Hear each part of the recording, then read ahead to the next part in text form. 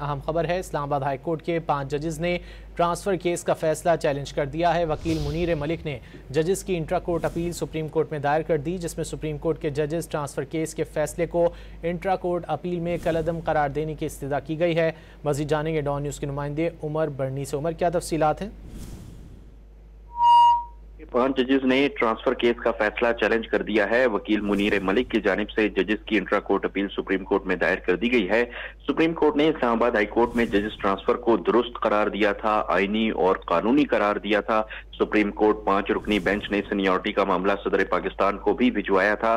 दरख्वास्त में इस्तदा की गई है कि सुप्रीम कोर्ट के जजेस ट्रांसफर केस का फैसले को इंट्रा कोर्ट अपील में कलअदम करार दिया जाए, जबकि इंट्रा कोर्ट अपील के इल्तवा तक 19 जून का फैसला जो है वो मुअत्तल करार दिया जाए। जी, बहुत शुक्रिया उमर बर्नी इन तफसीलात के लिए।